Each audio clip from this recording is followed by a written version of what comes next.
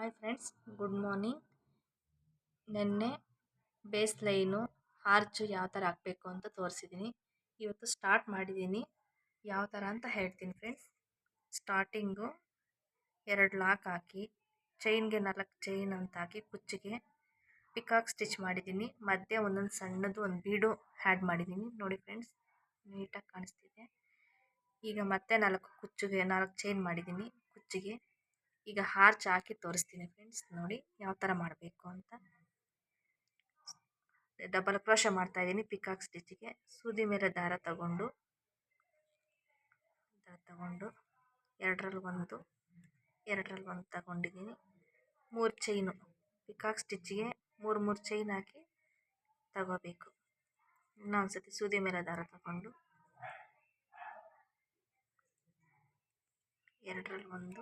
ಎರಡರಲ್ಲಿ ಒಂದು ತಗೊಂಡಿದ್ದೀನಿ.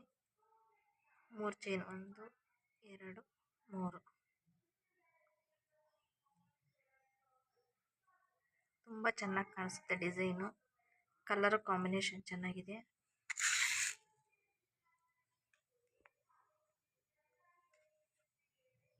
ಈಗ ಬೀಡ್ ಆ್ಯಡ್ ಮಾಡ್ತಾ ಇದ್ದೀನಿ.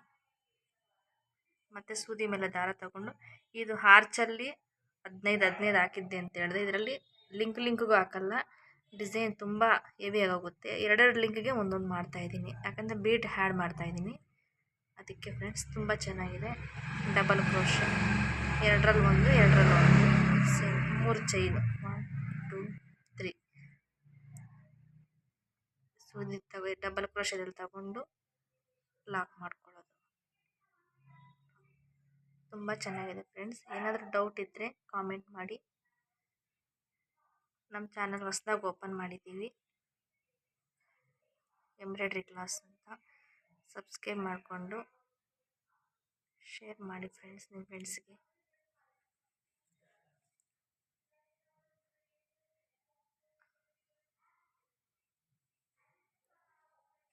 ಇದಕ್ಕೂ 6 ಎಳೆ ದಾರನೇ ತೊಗೊಂಡಿದ್ದೀನಿ ಫ್ರೆಂಡ್ಸ್. ಈ ಡಿಸೈನ್ಗೆಲ್ಲ 6 ಎಳೆ ದಾರನೇ ತೊಗೊಂಡಿದ್ದೀನಿ ನಾನು. ಡಬಲ್ ಕ್ರೋಶೆ ಮಾಡಿಕೊಂಡು ಪಿಕಾಕ್ ಸ್ಟಿಚ್ ಮಾಡ್ತಿದ್ದೀನಿ. 1 2 3 ನೋಡಿ, ಒಂದರಲ್ಲಿ ಒಂದು.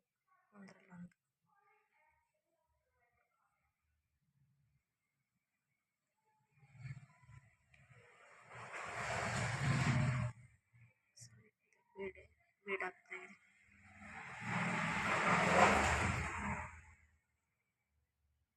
ಥ್ರೆಡ್ ಒಂದೊಂದ್ಸತಿ ಲೂಸ್ ಬರುತ್ತೆ. ಥ್ರೆಡ್ ನೀಟಾಗಿ ಬರಬೇಕು, ಇಲ್ಲಾಂದರೆ ಎಲ್ಲ ಓಪನ್ ಆಗೋಗುತ್ತೆ ಫ್ರೆಂಡ್ಸ್. ನೀಟಾಗಿ ತಗೋಬೇಕು. ಒಂದು ಓಪನ್ ಆದರೂ ನೀಟಾಗಿ ಎಲ್ಲ ಬಂದ್ಬಿಡುತ್ತೆ. ನನಗೆ ಬೀಟ್ ಆಗಿಲ್ಲ, ಅದಕ್ಕೆ ಬೀಟ್ ಆಗೋಣ ಅಂತ ಓಪನ್ ಮಾಡಿದ್ದೀನಿ.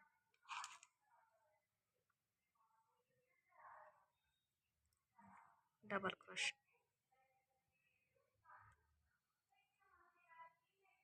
ಎರಡರಲ್ಲಿ ಒಂದು